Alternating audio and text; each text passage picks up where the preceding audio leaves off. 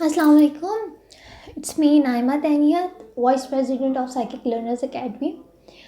आज मैं आप लोगों से थोड़ी सी बात कहना चाहूँगी। छोटी सी बात है, थोड़ी सी इन्फॉर्मेशन भी है। हमारी academy psychic learners academy by Bia Baloch, हमारी एकेडमी किसी और एकेडमी के साथ कोलैबोरेट नहीं कर रही है।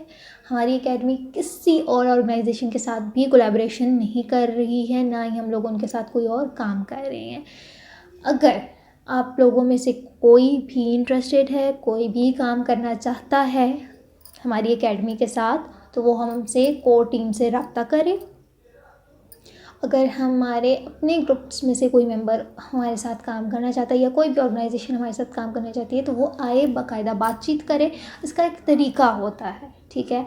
और इसके साथ साथ अगर कोई हमारे जो एकेडमी है उसका लोगो विदाउट आवर परमिशन यूज़ करेगा, तो उसके अगेंस्ट एक्शन भी लिया जाएगा। So kindly it's humble request है, आप हमारी एकेडमी का लोगो विदाउट कोर टीम की परमिशन के, विदाउट किसी किस्म की कोलैबोरेशन के आप लोग शेयर मत करें।